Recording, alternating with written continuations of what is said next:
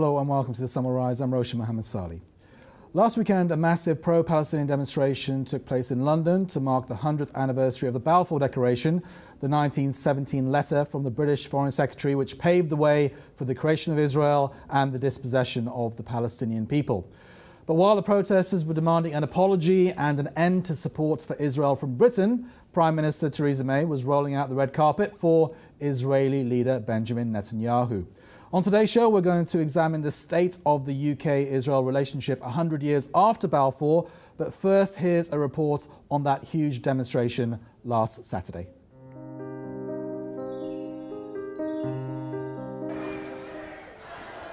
People from all walks of life, young and old, carrying banners and Palestine flags, chanted slogans calling for justice for the Palestinians and for an end to the Israeli military occupation.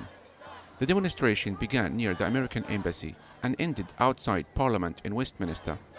This promise is not valid. This shouldn't be there at the first place. The Palestinians are a nation who used to live there since ages, and nobody can claim a right in that country apart of the Palestinians. This mass rally was the largest in the UK since the 2014 war on Gaza. Protesters also condemned Israeli Prime Minister Benjamin Netanyahu's visit to Britain. Netanyahu came to celebrate the centenary of British Foreign Secretary Arthur Balfour's promise of a Jewish homeland in Palestine. The Israeli leader's presence was for many an insult to the ongoing suffering of the Palestinian people who have been displaced and have become refugees scattered all over the world. We demand the British government to shoulder their long-standing responsibility for the ominous declaration. Balfour's declaration, which gave the Jews a national homeland in Palestine, it created a conflict situation between the region, which is still happening today. This is not a time for celebration. Celebrating Balfour adds injury to the insult, especially when we are talking about a very live issue, when the conflict continues, when Palestinian suffering goes on day by day. This isn't about apologize, this is about accountability. I don't want to hear an apology. I want to see action on the ground that forces Israel to stop being in charge, controlling, occupying the day-to-day lives of the Palestinian people. I mean, it makes me really ashamed and really angry too. Angry that we as a country can treat another country like that. Basically, there should be sanctions, just like there was in South Africa, because it's an apartheid state. British activists also expressed their outrage following Prime Minister Theresa May's announcement that Britain was proud of its role in helping to create Israel and wanted to deepen ties with the Israeli regime. It's an embarrassment. It's a great shame on our country. It's like many things. The British legacy of colonialism. It's a terrible example of how, not only in Palestine, but in various other places too, where we refuse to acknowledge the effects that imperialism has had on the Middle East. The demands from the mass demonstration were clear: an apology, recognition of Palestine, compensation, and equality for those who still live under occupation. A centenary onto the infamous Balfour Declaration, Palestinians seem adamant, insisting on their right of self-determination, demanding in Britain to acknowledge its responsibility for the plight and suffering of the Palestinian people. Yusuf Al-Hilo for The Sun Will Rise, London.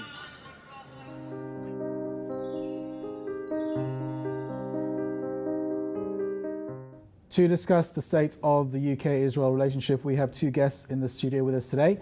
Tony Gosling is a British land rights activist, historian and investigative radio journalist. Tony regularly reports on international affairs, including the anti-democratic influence of banks. And Professor Jonathan Rosenhead teaches at the London School of Economics and is currently the chair of the British Committee for the Universities of Palestine. Tony and Jonathan, welcome today. Jonathan, I'll kick off with you. Sure. So starting, I guess, on a positive note, mass demonstration on Saturday, the biggest since 2014. Hopeful sign about the state of activism in this country for Palestine? Yes, it was a very powerful demonstration and excellent speakers. Jeremy Corbyn sent a video message. I think the whole centenary of Balfour has brought the subject to the fore, and I've been taking part in a whole series of meetings, either as a member of the audience or on the panel, discussing the various aspects of what we can learn from the disaster of Balfour. And I think that's all helped to raise people's consciousness of Britain's responsibility for the awful mess that they've produced. And I know that you were at the demonstration. At the front of it, there was a small contingent of I suppose you call them Zionists, the pro-Israeli people, about 20 of them. You know, on the other side, there was at least 5,000.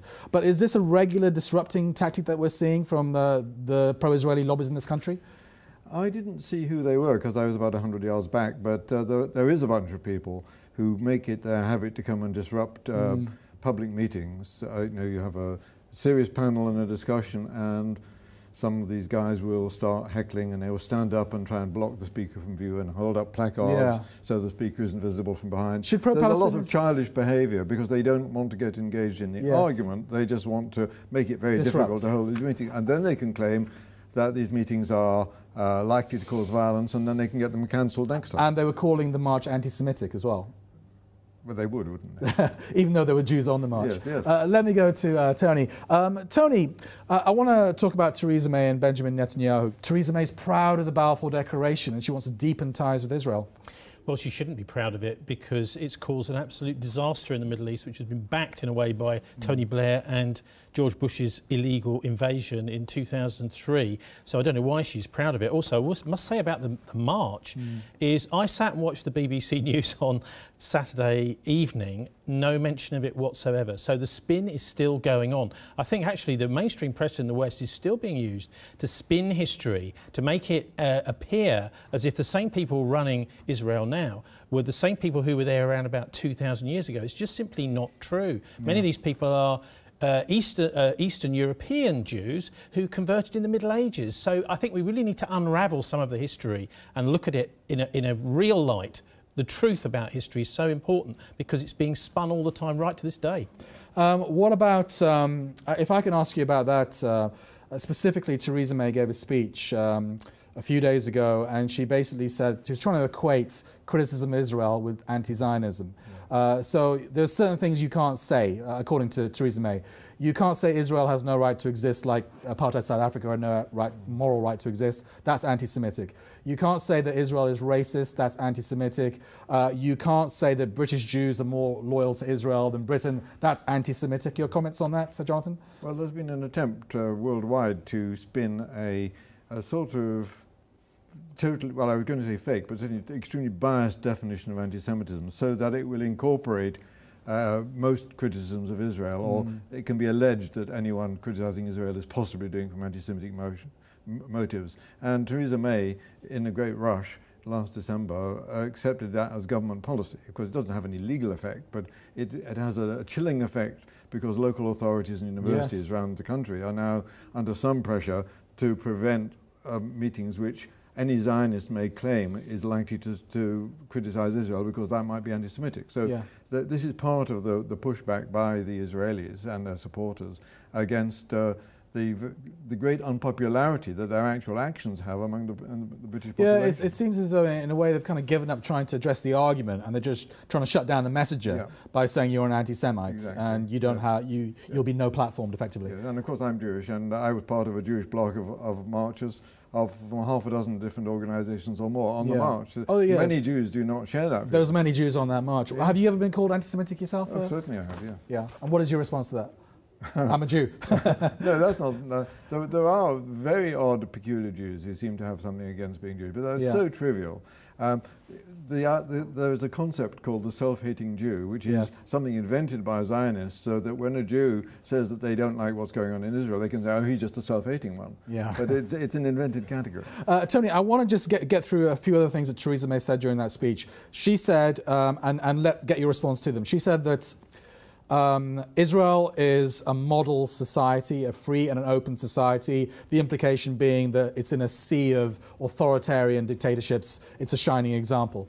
Well, I don't think it's a shining example at all. We've had, for example, the Jewish jazz musician Gilad Atzmon has pointed out that what's going on in Israel is worse than apartheid because they don't want to enslave Arabs, they want them gone, they want them out, which is, that's nothing democratic about that. You've got a whole subclass, if we can call them people that, who the authorities want to remove. But on anti-Semitism, this is an appalling, I've been accused of this myself, it's an appalling accusation. We've even had the former Israeli education minister on Democracy Now!, an American programme about 7 or 8 years ago, saying, oh, anti-Semitism, that's a trick we always use to shut down debate. Oh, they're openly saying that? Yes, openly saying that, with using organisations like the Anti-Defamation League. Also, I mean, you could actually accuse Benjamin Netanyahu of being anti-Semitic, because at the last Zionist Congress, he actually said that it wasn't Hitler, it was the Mufti of Jerusalem that persuaded Hitler to create the Holocaust. Someone called Hajj Amin al-Husseini was actually the real driver behind the Holocaust, not Hitler. So maybe Benjamin Netanyahu is one of the biggest anti-Semites out there. What about, I mean, Theresa May did, during her speech, she did throw a few crumbs the way of the Palestinians. She said that the second half of the Balfour Declaration had not been implemented, that is, safeguarding Arab rights, effectively, and that they need to get this two-state solution so that the Arabs get something out of it. Your response to that? But this is talk, not action. If she really meant action, she would have sacked Priti Patel this week, for example, for having all these secret meetings whilst on holiday with Benjamin Netanyahu. I think what we need is action from the government. It's all very well saying these things, but she's just paying lip service. The two-state solution, something that Britain is still behind. They do criticise the settlements that Israel is building, etc. Jonathan? Well, Israel is, these days, is agreeing to have its allies promote the two-state solution because they know they can stop it from happening. The Israelis will set up such conditions that they can always say they refuse to negotiate with the Palestinians. Although they're in favour of the two-state solutions, we won't talk to them until they do this, that or the other. So the two-state solution is acting as a shield. And in any case, a two-state solution is infeasible because Israel has made facts on the ground which take away the integrated space that Palestine would need. So are you basically saying that their strategy is to pay lip service to the two-state solution, drag out the negotiations until there's a reality on the ground which means that the two-state solution can never happen? They've already done that, and the result is that actually the only solution is a one-state solution. We have a one-state solution at the moment. Israel has integrated the whole area under their own control. And the alternative would be a one-state solution which was represented all the people with certain safeguards for different confessional populations and so on. That's entirely possible, but a one-state solution is all we have. Okay, Jonathan, I know you're struggling with your voice, so I'm going to let you catch your breath for a few minutes. We're going to change direction now for a few minutes because we've been taking a look at some of the other major stories on Palestine that have been making the headlines. So here's our quick roundup.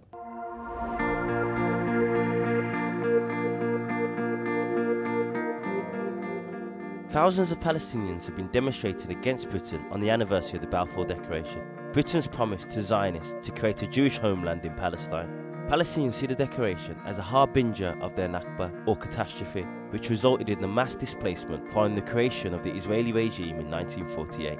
In Ramallah in the West Bank, some 3,000 protesters marched from the city centre to the British consulate. We are demonstrating because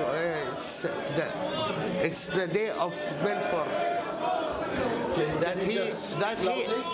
That Balfour gave Palestine for the Zionists, and he neglected that there are a Palestinian population here in our land.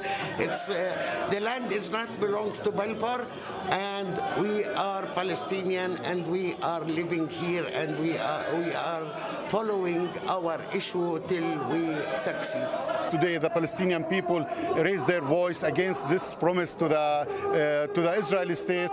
Today, the international community raised their voice so as to stop this declaration and let the Palestinian people live free under their own state, to live in liberty on their own land.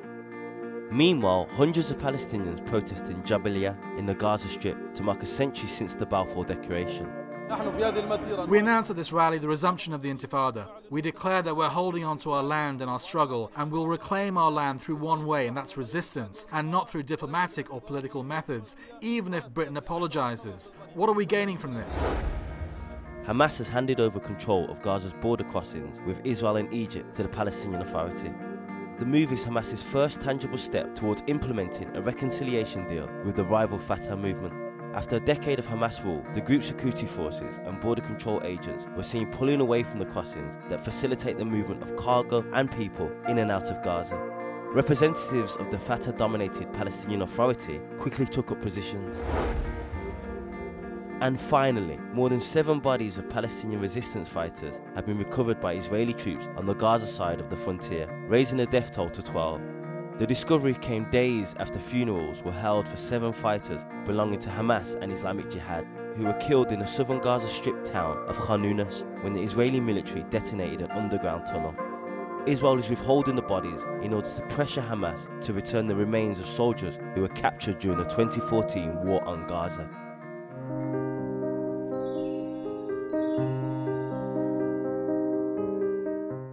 Tony, before we get back to the discussion on UK-Israel, just picking up on one of the stories in that VT that we just saw there about the whole Fatah-Hamas reconciliation process. I'm not sure whether you guys have been following it closely. It's failed several times before. Is there hope that it will succeed this time? No, you know what this reminds me of? It's the old British divide and rule tactic where you have several factions, opposition factions, and what you do is you try and play one off against the other. Now, I'm not saying one or other are controlled from the West, but certainly I think that it would be very strange if the Israelis and possibly the British too didn't have agents within those organisations that try and get them battling with each other. Yes. I don't think either of them really 100% represents the views of ordinary Palestinians. No, Palestinians are split, we know that. We know that. In terms of how Britain can make amends for the Balfour Declaration, obviously during that march on Saturday, Britain came in for a heavy condemnation and they said, look, an apology isn't enough. We got to look at other things like putting political pressure on, stopping the support for Israel, even compensation some people were mentioning. Can Britain make amends for the Balfour Declaration, Tony? Well, I don't know exactly what you mean by that, because I think there's already an enormous upswelling of support, rather like there was against apartheid in South Africa in this country, against what the Israeli state is doing. I also think that might even spread to the military, if you can believe that or not, because if you go, if you go back to, and there are many people, of course, in the military who have spoken to people who served over in Palestine. Yeah. Let's not forget, between 1939 and 1948, the Irgun was at war with Britain at the same time as Nazi Germany was at war with Britain. We had a release in 2011, which was in the Daily Telegraph, MI5 even revealing that the Irgun had a plot to assassinate Winston Churchill.